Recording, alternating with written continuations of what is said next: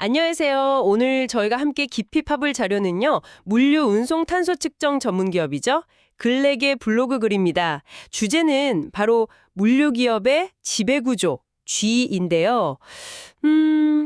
ESG 중에서 환경, E나 사회 S에 비해선 약간 덜 주목받는 느낌 그런 게 좀 있죠. 하지만 사실은 기업 경쟁력의 아주 중요한 숨은 핵심이라고 합니다. 네, 맞아요. 특히 이제 우리는 회사가 작아서 뭐 이사회 이런 거 없어. 이렇게 생각하기가 쉽잖아요. 근데 오늘 이 자료가 왜 규모란 상관없이 모든 물류 기업에게 이 투명한 운영 방식이 필요한지, 그리고 또 어떻게 이걸 만들어갈 수 있는지 상당히 구체적으로 보여주고 있습니다. 그래서 오늘 이 자료를 통해서요, 여러분 회사 상황에 맞는 지배구조의 핵심들 딱 짚어보고요. 또 실질적으로 좀 개선할 수 있는 아이디어들, 이걸 얻어가는 걸 목표로 삼았습니다. 자, 그럼 바로 시작해볼까요? 네, 좋습니다. 자료를 보니까 많은 중소물류 회사들이 있잖아요. 우린 뭐 가족 같은 분위기니까 이런 딱딱한 절차는 필요 없어. 이렇게 생각하기 쉽다고 하던데요. 이게 근데 왜 ESG 시대에는 좀 위험할 수 있다는 건가요? 그게 바로 예측 불가능성 때문인 것 같아요. 그러니까 투명한 의사결정 구조가 있으면요. 예를 들어 갑자기 유가가 확 뛴다거나 아니면 뭐 예상치 못한 사고가 났다거나 할 때요. 이런 물류업 특유의 위기 상황에서 회사가 좀 덜 흔들리고 빠르게 대응할 수 있는 그런 힘, 뭐랄까 회복 탄력성이라고 하죠. 네, 그 기초가 되는 거거든요. 신뢰는 물론 기본이고요. 이 자료에서 되게 흥미로운 제안을 하나 하는데요. 직원 50명 미만 회사라도 괜찮다는 거예요.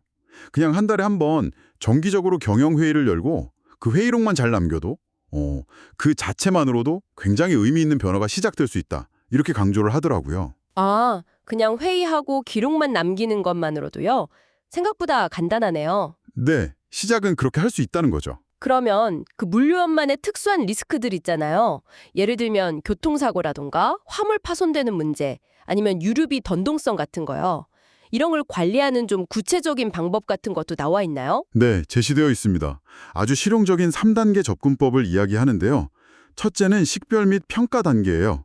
그러니까 우리 회사에 어떤 위험이 있는지, 이게 얼마나 자주 발생할 수 있고, 만약 발생하면 그 영향은 어느 정도인지, 이걸 쫙 목록으로 만드는 거죠. 일단 파악부터 하는 거네요. 그렇죠. 네. 그걸 먼저 하고, 두 번째는 이제 대응 전략을 짜는 겁니다. 이 위험을 그냥 피할 건지, 아니면 뭐 보험 같은 걸로 충격을 좀 줄일지, 아예 전가할 수도 있고요. 아니면 뭐 이 정도는 우리가 감수하자 하고 수용할 수도 있겠죠.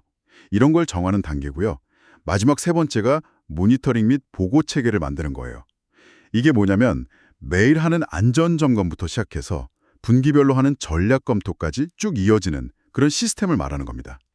이 과정에서 제일 중요한 건 모든 위험을 뭐 완벽하게 없애겠다 이게 아니고요. 가장 치명적인 위험부터 우선순위를 정해서 관리하는 거. 이게 핵심입니다. 우선순위 설정이 중요하군요. 그럼 청취자 여러분 회사에서는 지금 어떤 위험 요소를 가장 중요하게 보고 계실까요? 한번 점검해 보셔도 좋겠네요. 그리고 또 하나, 그냥 법 지키는 걸 넘어서서요. 좀 적극적으로 윤리 경영 체계를 만들어야 한다. 이런 부분도 강조하던데요. 구체적으로 어떤 걸 말하는 걸까요? 네, 그러니까 단순히 법규를 지키는 그런 소극적인 자세 말고요. 회사의 어떤 핵심 가치를 딱 담은 윤리 강령 같은 걸 제대로 만들자는 거죠. 그리고 이걸 그냥 문서로만 두는 게 아니라 조직 문화를 완전히 뿌리내리게 하는 거, 그걸 의미합니다. 예를 들면요, 뭐 하청업체랑 거래할 때 공정한 원칙을 지킨다거나 고객 화물 정보 같은 거 있잖아요. 이런 민감한 데이터 보호 규정이라던가 아니면 임직원들 이해충돌 방지 가이드라인 같은 것들 이런 걸 명확하게 정하고요. 이걸 또 정기적으로 교육하거나 뭐 캠페인 같은 걸 통해서 계속해서 직원들한테 상기시키는 거죠. 그냥 규칙만 만드는 게 아니라 계속 교육하고 알려야 되는군요. 그렇죠. 이게 진짜로 업무 현장에서 이럴 땐 이렇게 판단해야지 하는 기준이 될 때, 그럴 때 비로소 진짜 경쟁력이 되는 겁니다. 그렇군요. 그럼 이런 내부적인 체계만큼이나 그 외부와의 소통, 그러니까 이해관계자들과의 관계 설정, 이것도 중요하다고 하던데요? 그럼요. 중요하죠. 특히 물류는 고객사도 있고 협력 운송사도 있고 지역사회도 있고 정말 다양한 파트너들이 얽혀 있잖아요. 그래서 이 자료에서는 정기적으로 고객 만족도 조사를 한다거나 아니면 협력사들하고 간담회 같은 걸 열어서 소통 채널을 마련하는 거, 이것도 중요하다고 하고요. 또 하나는 회사의 ESG 활동 성과라던가 아니면 리스크 관리 현황 같은 거 있잖아요.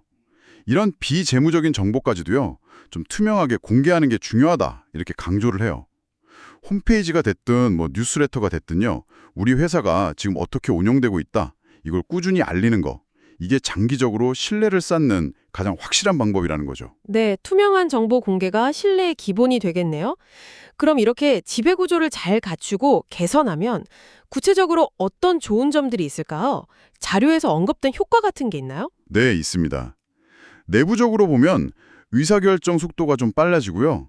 그리고 잠재적인 위험에 더 잘 대비할 수 있게 된다, 이렇게 나와 있고요. 외부적으로는 당연히 고객이나 투자자로부터 더 높은 신뢰를 얻게 되는 거죠. 근데 여기서 특히 좀 주목할 만한 게 뭐냐면요. 실무자들이 바로 참고할 수 있도록 일일 점검, 주간 점검, 월간, 분기별 체크리스트 예시를 딱 제공해줘요. 오, 진짜 실용적인데요? 그렇죠. 그러니까 도대체 어디서부터 시작해야 되지, 이렇게 좀 막막할 때 있잖아요. 그럴 때 아주 유용하겠죠. 그래서 막 처음부터 완벽하게 하려고 애쓰기보다는요, 이 체크리스트 같은 걸 참고해서 우리 회사 상황에 맞게 조금씩 꾸준히 개선해 나가는 거. 네, 그게 핵심이라고 할 수 있습니다. 완벽함보다는 지속적인 개선이군요. 네, 오늘 쭉 들어보니까 물류기업에게 지배구조라는 게 이제 하면 좋은 정도가 아니라 정말 생존과 성장을 위한 필수 요소다, 이런 생각이 강하게 드네요. 회사의 규모랑 상관없이 투명하게 의사결정하고 또 체계적으로 위험을 관리하고 윤리적으로 운영하고 그리고 이해관계자들과 열린 마음으로 소통하는 거, 이게 다 중요해 보입니다. 네, 맞습니다. 이 자료에서는 지배구조 개선을 위한 단계별 로드맵 같은 것도 제시하고 있어요. 기반 구축 단계, 실행 및 정착 단계, 그리고 고도화 단계, 이렇게요.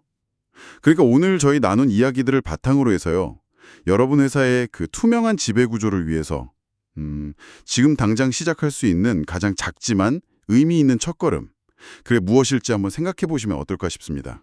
네, 아주 좋은 질문인 것 같습니다. 만약에 다음 단계로 ESG 보고서 작성 같은 거 있잖아요. 그런 구체적인 가이드가 필요하시다면 오늘 저희가 분석한 원본 자료, 글랙 블로그를 좀 더 깊이 살펴보시는 것도 좋은 방법이 될 겁니다. 오늘 분석은 여기까지입니다. 함께해 주셔서 감사합니다. 네, 감사합니다.